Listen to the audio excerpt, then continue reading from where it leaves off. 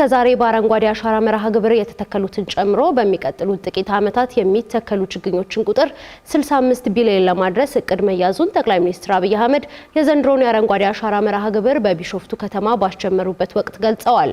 ጠቅላይ ሚኒስትሩ በዚህ ዕለት የአረንጓዴ አሻራ መርሃ ግብር ከተጀመረ አንስቶ የተተከሉ ችግኞች ቁጥር 48 ቢሊዮን ያክል መድረሱን አስታውቀዋል። በዚህ የክረምት ወቅትም መላው ኢትዮጵያውያን ተረባርበው ችግኝ እንዲተክሉ ጠቅላይ ሚኒስትሩ ጥሪ ማቅረባቸውን ተከትሎ የተለያዩ የፌደራልና የክልል ተቋማት ይህንን የችግኝ ተከላ መርሃ ግብር ያካሂዱ ይገኛሉ። ለአብነት ብናነሳ እንኳን በዚህ ሳምንት የኢትዮጵያ መገናኛ ብዙሃን ባለስልጣን ከተለያዩ የመገናኛ ብዙሃን አመራሮችና ባለሙያዎች ጋር በመቀናጀት ያካሄደው ችግኝ ተከላ መርሃ ግብርን ጨምሮ ሌሎች በሳምንቱ የተካሄዱ ተመሳሳይ መርሃ ግብሮችን መለስ ብለን እንቃኛለን። በኢትዮጵያ የዛሬ 8 ዓመት ገደማ ማለትም በ2011 ዓመተ ምህረት በጠቅላይ ሚኒስትር አብይ አህመድ አነሳሽነት የተጀመረው የአረንጓዴ አሻራ መርሃ ግብር የሀገሪቱን የተራቆተ መሬት እንዲያገግምና የደን ሽፋንን ለመጨመር ያለመ ትልቅ ሀገራዊ ዓላማን አንግበው የተነሳ ዘመቻ ነበር። መርሃ ግብሩ በይፋ በተጀመረበት ሐምሌ 22 ቀን 2011 ዓመተ ምህረት በዕለቱ ህዝቡ በነቂስ ወጥቶ ባካሄደው ንቅናቄ በአንድ ጀንበር ከ350 ሚሊዮን በላይ ችግኞች መትከል መቻሉ ይታወሳል። በወቅቱም ይህ የአረንጓዴ አሻራ ዘመቻም በአንድ ጀንበር በርካታ ችግኞችን በመትከል በህንድ ተይዞ የነበረውን የዓለም ክብረ ወሰን ኢትዮጵያ እንድትሰብር አድርጓታል። ከዚያ ክረምት ጀምሮ እንግዲህ እየመጡ በሄዱ 7 ያህል የክረምት ወራት የተተከሉ ችግኞች መጠን 48 ቢሊዮንን ተሻግረዋል። እነዚህ እንቅስቃሴዎችም በሀገሪቱ ሁለንተናዊ እድገት ላይ ከፍተኛ የአካባቢ ጥበቃ፣ የኢኮኖሚና የማህበራዊ ጠቀሜታዎችን ማስገኘታቸውንም ነው የሚነገረው። የተራቆቱ መሬቶች እንዲያገግሙ በማድረግ የአፈር መሸርሸርን የቀነሰ ሲሆን የከርሰ ምድር ውሃ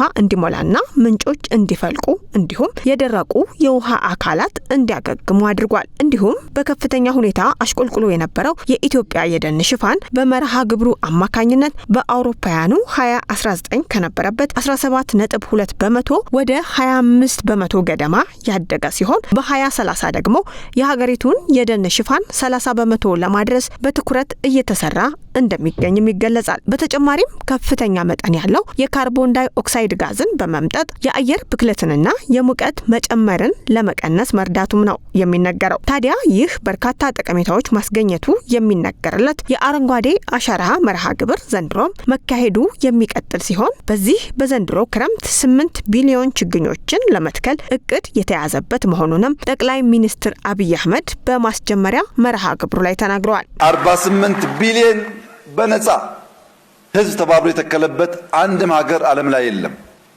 ታላቅ ታሪክ ነው። ዘንድሮ ከ8 ቢሊዮን በላይ እንተክላለን። በዚያ ወደ 56 ወይም ከዛ በላይ ለመግባት እንሞክራለን። በሚቀጥለው ዓመት ከምንጨምረው ጋር 65 ቢሊዮን ችግኝ ተክለን ነው ኮፕ የምናሰናዳው።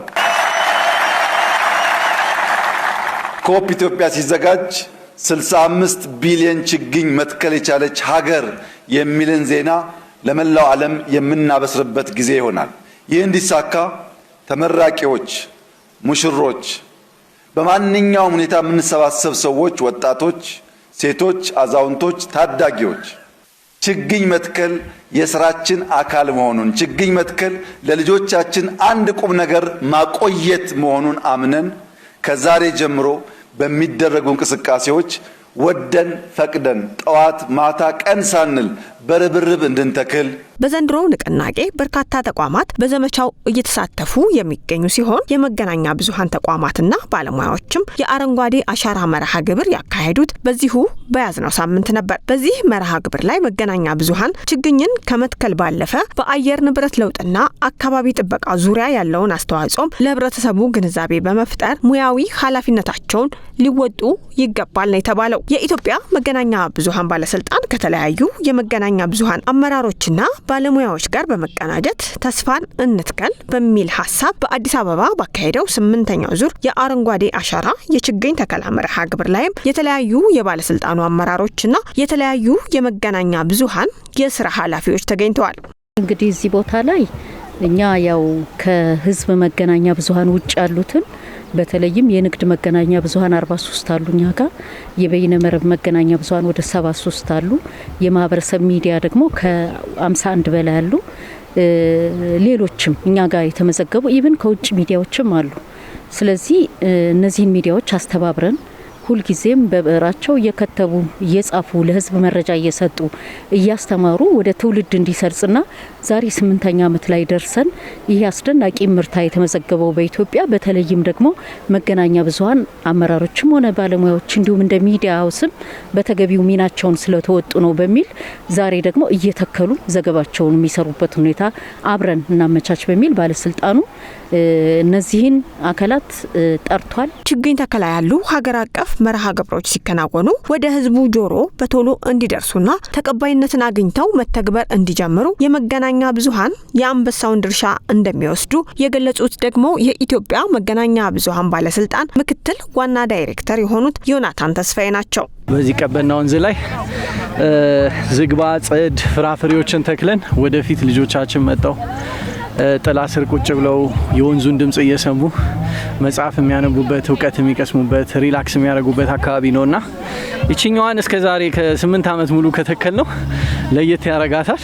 ዜጎች እንደዚህ ትልልቅ አጀንዳዎችን እንዲረዱ ተረድተው ደግሞ ወደ ተግባር እንዲገቡ ለማንቃት ለማስተማር መገናኛ ብዙሃን ያላቸው ሚና አይተካም። ሲጀመር በየትኛውም መንገድ ከዘመቻ ቢደረግ መረጃ ካልደረሰ ትምህርት እውቀት አዌርነስ ካልተጨመረበት የሚቻል አይደለም፣ ይሆን አይደለም።